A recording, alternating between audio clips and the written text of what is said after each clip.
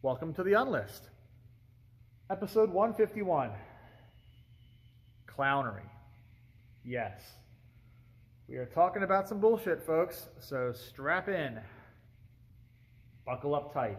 It's going to be a rough ride. Now, before I get into this, I want to make the disclaimer that when I say clownery, I'm not talking about people who purposefully do things that are silly or meant to get laughs. I'm not talking about people with a sense of humor, people with self-awareness who like to do satirical things or have the occasional goofiness on camera. Okay, everyone acts a fool sometimes, right? And a lot of us, we do it on purpose, okay? We know that we're making ourselves look like idiots, but we do it with the intent of being lighthearted, whether it's self-effacing humor, self-deprecation, or us just shining a light on something else and pantomiming it like a game of charades. Like I did with my masculine florals video where I made fun of all the alpha bros who are like so just completely insecure that, they can't they can't go near a rose bush, or they might instantly change gender or something. They smell the rose. They're so insecure about their manliness, it's ridiculous. So I made that video, and then I made some jokes about that, and most people took it the way I intended. They saw it for the piss take it was. They didn't take umbrage. They didn't take it personally, right? There are some folks that are going to take everything personally because they are just so thin-skinned. And then they also tend to be the same ones who are very paper tiger-ish, where they go on the offensive with the slightest bit of anything that they think is going to be aimed at them. They are just so looking for a fight, looking to assert themselves at all times. So those folks, you can't really get too tied up with people like that. You just have to block them, right? But this is different than that, guys. This is not that. I've done videos on that. I've done videos on hostility, all right? And I've done videos on the actual influencers, the ones that are trying to sell themselves, right? This is a little bit different, though. Because at least with the influencers, there's a level of professionalism. Yes, they're selling themselves. Yes, they're basically attention whores too. But they have a professional mindset about it. They attack the desire to basically make money off of online content. They attack it from a professional angle. They have a game plan, a strategy. They have a way to execute it so that they become that 50,000, 100,000 subscribed, personality that gets interviews with perfume houses and gets their own product lines at some point. Like, they have it all mapped out. Okay, they have an action plan. They have a roadmap, like my video about a fraghead's roadmap, right? They had that roadmap. So influencers, love them or hate them, they've done their homework, okay? They know what they're doing. Whether or not you watch them is up to you. That's your choice as the viewer. The clownery I'm talking about are the people who are so desperate to develop cults of personality, so desperate to become demagogues, so desperate for both adulation and praise and respect on their name for worship. They are so desperate to be somebody that they literally act like an abject moron on the camera without the self-awareness. It's not parody. It's not taking the piss. It is literally someone who is so just up to their eyeballs in chasing the carrot. They are what people in the gaming community would call sweaties or tryhards. They come at the fragrance game too sweaty. They try too hard. And they do basically everything that the influencers do, right? But on a cringe level. So they do it on a cringe level. Now, some of you may say certain influencers are already cringe, okay? I have some names on the tip of my tongue I could mention. I won't. I'm not picking fights with people that have 20 times more followers than I do, and then I get stomped into a mud hole. I'm not here to do that, okay? David and Goliath works in the Bible. Doesn't really work in real life too well. So I'm not doing that here. But I understand that there are some. I understand that. What I'm talking about is the people who go 2 or 3 steps past that. They go to ludicrous speed with the attention whoring, basically. And what they do is so ridiculous, so over the top, but they are so serious. They're not parody. They look like parody. They almost come across like self-parody, but they're not. They are dead fucking serious. And that's the clownery I'm talking about. The people who, like I said, are so desperate and sad for the attention, right? They want to flex so hard. They want to put you in your place so hard. They want to make you their bitch. They want to be the Mac Daddy so hard with perfume, right? That's the missing blank here. They want to do all this stuff and come across so hard and so gangster or whatever with perfume.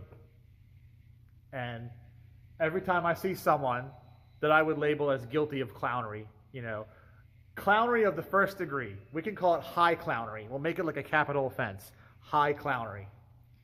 And it's this stuff that I see more and more and more and more and more. And it is different from all the other things I've done videos about concerning online fragrance community people.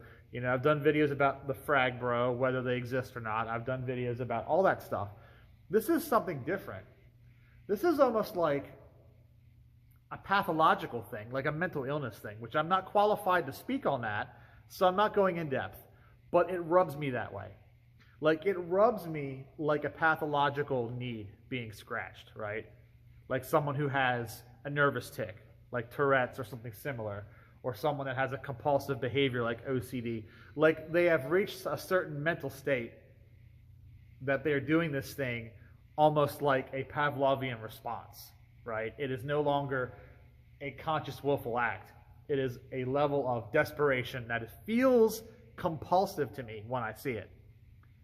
But it is still clownery, though. It is clownery of the highest order. And I get sent videos constantly. People post stuff on base notes making fun of these folks. And while I want to laugh at it because Schadenfreude is a thing, like I said, people like watching this stuff, but I also feel really bad. I feel kind of sad at the same time. Like, I don't want to pity them because then I feel like I'm putting myself, I'm up on a pedestal pitying this person committing clownery. So I'm like in this middle ground of I want to laugh at it, but then I also kind of want to pity them. But then I also don't want to pity them because then I feel like I'm trying to be high and mighty, right? And I don't have an ego to stroke. So doing that stuff doesn't make me feel better about myself. All right, it doesn't. It actually kind of makes me feel worse. No matter how I approach it, I feel worse ultimately about it.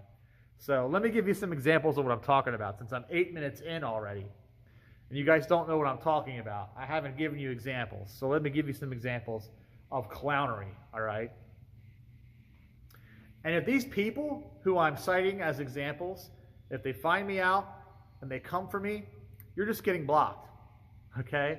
I don't know your name because your clownery was so epic that all I can remember is the thing you did. I can't remember your name or who you are or what your account is. And I frankly don't give a flying fuck anyway, okay?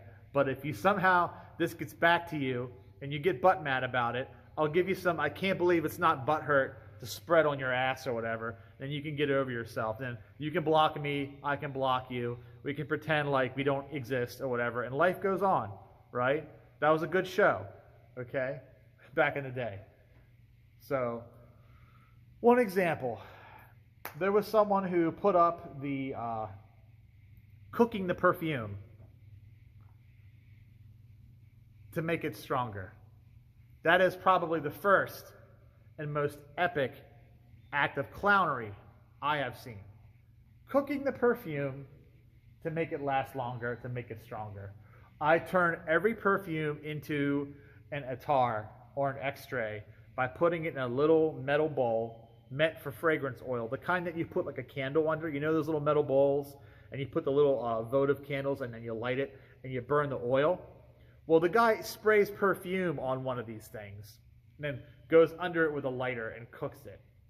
And then once he's cooked it down to sludge, he applies that sludge on wherever it is he's going to put perfume. And he's like, it's a technique, I've perfected it. It makes everything smell way stronger and last way longer. And I'm like, you've just chemically destroyed that perfume. You have caused like an entire day's worth of evaporation to happen in a minute. Those top notes are gone, my friend. Whatever that fragrance was supposed to smell like, it doesn't now. Whatever you think that fragrance smells like after you cook it down into tar, you make perfume hash out of it, that's not what it was meant to smell like, my dude. And if how it smells out of the bottle is not good enough to you, not strong enough to you, especially if it's a stronger fragrance already, like some kind of Xerjoff thing that's really strong or some kind of Dior Sauvage kind of deal, if you need to cook that down more and turn it into this toxic sludge, there's a problem with you. The problem is not the perfume. The problem is with your nose. Maybe you should go to, an ENT or something, an ENT doctor, and have your upper respiratory checked out. You might have a problem, okay? You have something going on up there. If you feel the need to cook your perfume. That is clownery. And he pitches that and he sells that as some kind of exclusive thing and, dresses in expensive business suits and has all this royalty-free boom, boom, music in the background and all the fancy editing and the videos, and he's doing this and he's being look at me in my Rolex watch and look at me in my douchey bro haircut and my business suit and my popped collars while I sit here and cook my perfume. I'm going to cook my perfume for you.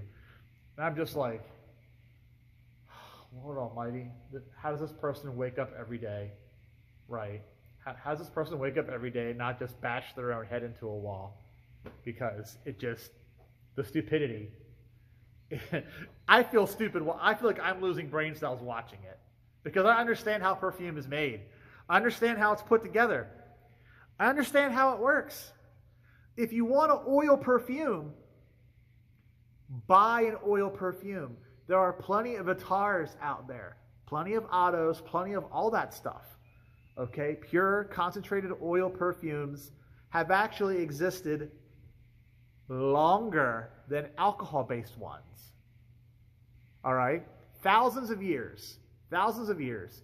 I just did videos on Arabian perfumery from the Middle East. I did videos on the various oud type things, okay? So this stuff that already exists, if your Terre de Hermes is not strong enough, you bought the parfum and it's still not strong enough, cooking it into Terre de Hermes sludge is not going to help you. Just buy an oil perfume. I'm sure someone out there has got an oil-based dupe. Some little souk in the Middle East somewhere, in some part of down there, they're going to have some guy that does the perfumes by hand and recreates anything. And these are wonderful places, by the way. Off topic, but these are wonderful places, by the way. I've seen them. Okay, they are all throughout the Middle East. They could take any alcohol-based perfume you have.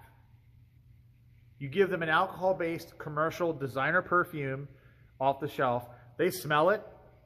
They will build you out an oil-based perfume that smells just like it. And they will do it right in front of you while you wait. Like you're ordering a sandwich from Subway. Like you're ordering something from a deli. Like, okay, you want this? I got you. And here you go. And it's like $20.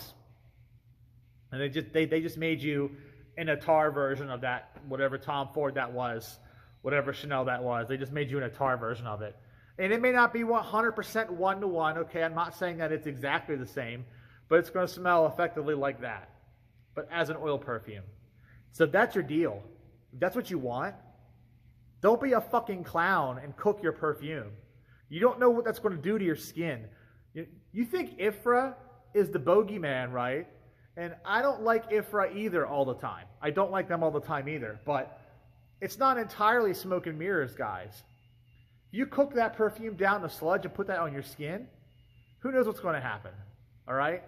You get some really bad eczema, don't come crying to me that you listen to the perfume cooking guy and, with his little pop collars, and you cooked down one of your perfumes and gave yourself a rash or something. You need to go get medication for it now, all right? I'm going to be like, sucks to be you, bro. Don't talk to me. I tried warning you. That's one example of clownery. That's probably the biggest one. Please don't do that. Please don't cook your perfumes. Do not cook your perfumes, all right? That is dangerous. Now, the other thing I saw, the second thing, layering two similar or the same fragrances together, okay? Or layering two really loud, well-known, but different fragrances together. Both of these work, but it's called the douche layer. The original person who I saw do this, they did like an Afnan fragrance, like a Club 9 or whatever it is, the one that smells like Ultramal. But they took the Afnan that smells like Ultramal and then they mixed it with one of the Aventus clones. I think it was Club de Nuit. So they took Club de Nuit and then the Afnan fragrance. I believe it was those two. And they layered them together. And they called it the douche layer. They're like, yeah, man, this is the douche layer. And they were spraying it across like it was a can of Axe. Like they were taking a can of Lynx or Axe and going across like this. But with these really strong Middle Eastern clone derivative fragrances that are all like 30% oil, right? Trust me, I've got those, some of those. They are strong. And they're doing like 6 sprays each. And they're crossing their body with it. They're like, yeah, this is the douche layer, bro. This is the douche layer. And I'm like, no. I'll tell you what that is. That is the getting the fire department called on you, is what that is. And it's not cute. And anyone who thinks they're going to sit there and put like 2 different Aventus clones together and call it a douche layer, because I've seen it with, like I said, different fragrances and also the same types of fragrances that are different brands that get put together, because somehow 2 clones of Aventus sprayed in large quantities is going to smell better than just spraying Aventus. Honestly, just one of those. Just one of those. Like just Club de Nuit, just Pineapple Intense. Just one of those by itself is fine. It's fine. If I catch you like layering Club de Nuit Intense, Eau de Parfum, and Club de Nuit Intense, Eau de Toilette or whatever, or if I catch you like doing the Rayanne Tradition on top of the La Adventure by Al Haramain, or if I catch you like putting Mont Blanc Explorer on top of Perry Ellis America, on top of like Dunhill Desire Gold or whatever, all 3 of those are all like Aventus-y type fragrances. If I catch you doing that, and they're like, yeah, this is my douche layer. I'm like, no, that's your getting kicked into a freaking bathtub and getting hit with a garden hose is what that is. All right, because I don't know about you, but I don't want to have an asthma attack where I'm around you. That is just clownery. And like I said, the attention, the desire for attention is so desperate here. So desperate. There must just not be any logical circuits left in that noggin of yours. I don't know how much weed you smoked, okay, how many pills you took, how much booze you drank, or how many times you were dropped on your head as a fucking child. But that is so not even okay, not even beginning to be okay. And it gets worse. It gets worse. If the douche layer and the cooking perfume wasn't bad enough, here's the last one, and I will wrap the video up. And so you guys will understand what I mean about this complete algorithmic parasite, do anything, say anything, to get some kind of respect on your motherfucking name when you're just a fucking moron, is the dude that gets the super expensive fragrance that costs $500, $600, $800, right? And then like holds it like it's some kind of, you know, the Maltese Falcon or the Ark of the Covenant. And he's like, the quality, the silk lining of this box. Oh, I can feel it. Like he hasn't even sprayed it yet. He's like, oh, I can just feel the quality coming off this bottle. I can smell it. I can smell the quality of the plastic cap. It's just, right? And then he pulls the bottle out and is like holding it and dancing. And like, but he hasn't sprayed the bottle yet. Just dancing and sitting and, this is art right here, guys. This is, I am feeling the feels right now. I am catching so many vibes from this bottle that I haven't even sprayed. And they're just going through these motions. It's like with the vintage guys and the speaking in tongues and the writhing on the floor because the oak moss is giving them a euphoric high or whatever. It's going to their brain. It's like that, but with dollars. It's like that, but with the expensiveness of the perfume. Like, they're getting high off of how much they just lost, how much money they just spent. And then the worst part is, then they start spraying it, and they spray it in the weirdest, most ritualistic way possible. Like, they're like, like this. And they're like, oh, ooh, like this. And I watched a guy, I kid you not, I watched a guy spray a bottle of Xerjoff perfume 33 fucking times. Not 3. 3 sprays of any Xerjoff would be enough to gag most people. Not 10. 10 sprays of a Xerjoff perfume would be enough to get the fire department called on you. Not even 20. Okay? We're going all the way to 33 sprays of a Xerjoff perfume. One of the expensive ones that, like I said, comes in the box with the silk and stuff. So it's not the normal Herbapura shit. It's like the higher level stuff, like part of the Chemi collection or a part of the Oud Stars, one of those. Okay? Maybe it's that tobacco one that smells like Pure Havana or whatever it is. That one's really expensive. It's one of those. I forget what that's called because I don't even like that shit. But 33 times. And each spray is part of this choreographed sequence. You know, he's just doing it up with the sprays.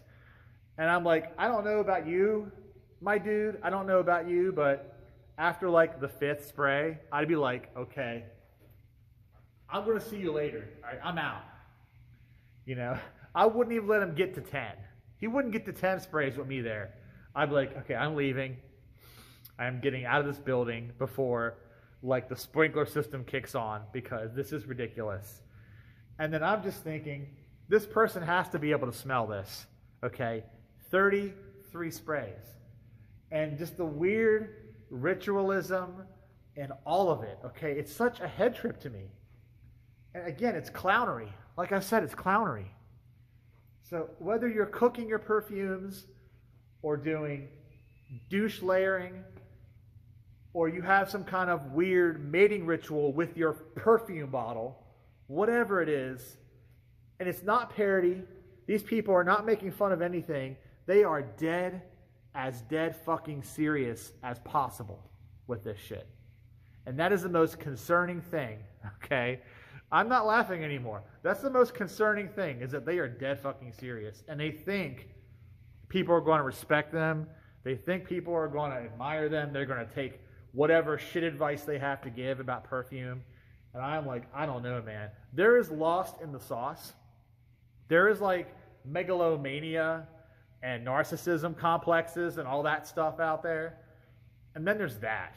There is whatever that is. So like I said, if you know a psychiatrist or psychologist who can sit there and diagnose whatever that is, I'd like to know what kind of pathology makes a man cook his perfume or makes him spray 33 shots of like a $500 perfume all over himself in this long, like 10-minute process of putting it all on, right?